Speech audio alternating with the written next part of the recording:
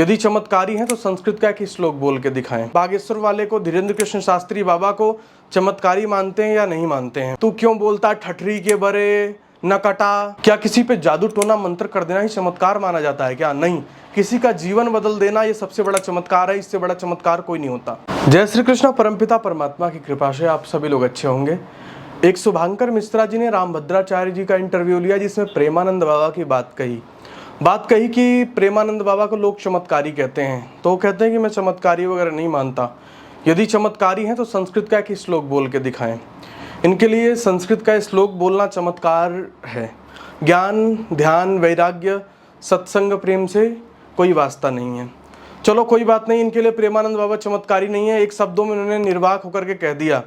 पर इनका खुद का चेला धीरेन्द्र कृष्ण शास्त्री, जो कि बागेश्वर धाम पीठ पर बैठा हुआ है, उसके बारे में जब इनसे पूछा गया कि आप बागेश्वर वाले को धीरेन्द्र कृष्ण शास्त्री बाबा को चमत्कारी मानते हैं या नहीं मानते हैं, तो इन्होंने कहा कि मैं उस पर कोई टिप्पणी नहीं करूँगा, वो उनकी अपनी कला है। मतलब एक संत जो सबको राधा नाम जपना, सत्संग सिखाना, अच्छा मार्ग दिखाने का कार्य कर रहा है, तो वो चमत्कारी नहीं है। वो लोगों का जीवन परिवर्तित कर रहा है, वो चमत्कार नहीं है। और जो ढोंग, पाखंड, आडंबर करके अपना वर्चस्व फैला रहा है, लोगों को बहला फुसला करके लोगों को अपने चंगुल में फंसाने का कार्य कर रहा है, मिथ्या ज्ञान का प्रचार कर रहा है, ऐसे शिष्य उनके हैं और उसके लिए वो कहते हैं कि उनका अपना तरीका है।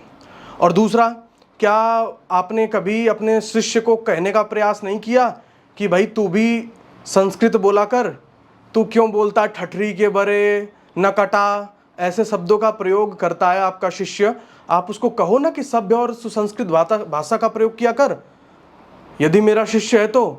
पर उसके लिए कोई संदेश नहीं है। प्रेमानंद बाबा, जो कि बचपन से गृह त्याग करके वैराग्य के रस में रसिक होकर के, भक्ति में रस के रस में रंग करके, पूर्ण वैरागी होकर के सामाजिक लोगों को संदेश दे रहे हैं कि राधा नाम जपो, भगवान के शरण में आओ, सत्संग करो, वो व्यक्ति इनको चमत्कारी नहीं दिखाई देता।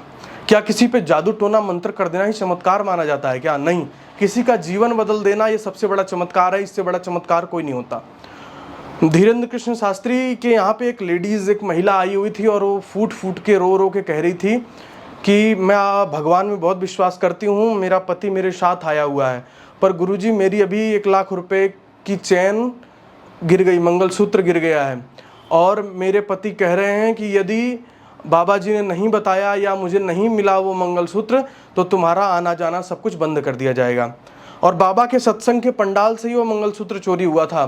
बाबा ओहो बड़े दुख की बात है कहते रह गए, पर उस लेडीज़ को वो मंगलसूत्र वापस नहीं मिला। अगर तुम्हारा शिष्य चमत्कारी है तो, या उसकी कला है, तो वो खोज कर दे देता, नहीं दे पाया। वहीं अभी कुछ दिन पहले ही एक सत्संगी गया हुआ था, उन्हीं की दीवार में गिर करके मर गया। उसके लिए कोई प्रेडिक्शन नहीं की। एमपी में एक युवक को कह दिया था कि तेरा इस वर्ष के अंतिम वर्ष तक जाते जाते तेरी सरकारी नौकरी लग जाएगी। आज तक वो बेचारा ऐसे ही भटक रहा है। तो निश्चित रूप से जो इनके शिष्य वास्तव में पाखंडी हैं, उनको ये पाखंडी कहने में हिचकिचाते हैं। जो समाज के अच्छे विद्वान संत हैं, उनके ऊपर रामभद्राचार्य जी अभद्र टिप्पणी करने का कार्य करते हैं। इन्होंने पहले भी कई ऐसे बेबाक संदेश दिया, जैसे उन्होंने कहा ब्राह्मणों को लेकर के उन्होंने कई निंदा कटु शब्द कहे कि चौबे, दुबे, पाठक, ये ब्राह्मण, जो और भी कई नाम लिए, दीक्षित, ये ब्राह्मण जो वो नीच ब्राह्मण है। क्या संतों को जातिगत भेदभाव में इतना घुसना ठीक है क्या? क्या शोभा देता है रामभद्राचार्य जी को इतनी जातिगत बातें करना, इस तरीके से ब्राह्मणों को बांटना, हर वर्ग के व्यक्ति को बांटना, जातिवाद फैलाना, क्या रामभद्राचार्य जी जैसे संतों को शोभा देता है? उसके बाद उन्होंने पहले भी कई बार विवादों में आए, उन्होंने कहा कि जो चमार इसलिए होता है क्योंकि वो पिछले जन्म का पापी होता है। बताओ कि एक संत मनुष्य को प्रेम, सद्भावना का संदेश देना चाहिए, वो कहते हैं कि चमार वो है जो पिछले जन्म का पापी है।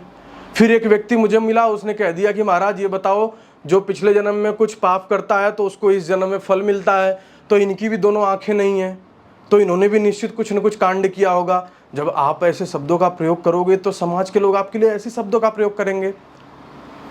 आपका ममत्व, अहमत्व मिट ही नहीं पाया। आपके शिष्यों ने पाखंड का पंचनामा कर रखा है, वो चमत्कार के नाम पे पाखंडी बने बैठे हैं। सबसे पहले वहाँ सुधार करने की ज़रूरत है, और हर विषय पे अभद्र टिप्पणी करना, जातिगत बातों का प्रचार करना, और अगर सबसे पहले आपको चमत्कार और पाखंड में भेद करना है तो सबसे पहले सुधार अपने शिष्यों से आप प्रारंभ कर दीजिए। इस प्रकार का संतों में राग द्वेष फैलाना ठीक नहीं है। और बहुत समय बाद, बहुत सारी घुट पीने के बाद ये वीडियोस मैंने आपके लिए बनाई, और आप उच्च संत हैं, उच्च पद पे हैं, तो आपकी गरिमा मेरे लिए बहुत मायने रखती है।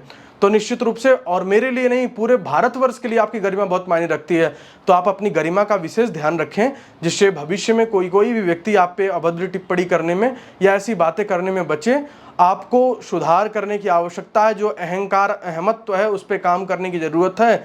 वैराग्य जब स्थिरता के अंदर आएगा जीवन में, तो ममत्व का, मैंपन का नाश होगा, तभी उसके बाद से ही गाड़ी आगे बढ़ पाएगी। क्योंकि जब तक मैं, मेरा, मुझे पुरस्कार, ये वो बातें लगी रहेंगी, तब तक कभी भी कोई संत सच्चा संत बन ही नहीं सकता है। ये हमारे शास्त्र कहते हैं, हमारी गीता कहती है। अहंकार शून्य होना हमें हमारी गीता सिखाती है। पर आपके ही शिष्य अहंकारी और पाखंडी, ढोंगी हैं, चमत्कार के नाम पे पाखंड और ढोंग करते हैं। तो आपको सबसे पहले अपने शिष्यों और अपने जीवन के अंदर सुधार करने की आवश्यकता मुझे लगी है। प्रेमानंद जैसे महान संत हैं, लोगों को अच्छी राह दे रहे हैं, अच्छे विचार दे रहे हैं। तो मैं तो यही मानता हूँ, मेरे लिए यही चमत्कार है। किसी का जीवन यदि बदल जाता है सत्संग सुन के, तो वो सबसे बड़ा चमत्कार है। तो आशा और उम्मीद करता हूँ कि महाराज जी आपको ये वीडियो समझ में आई होगी। हाथ जोड़ के करके आपसे प्रार्थना है कि ऐसी कहूँ जातिगत बातें और संतों को छोटा, तुच्छ, अपने से नीचा दिखाने का प्रयास न करें। इतना ही कह के मैं अपनी वाणी को विराम देता हूँ। जय श्री कृष्ण।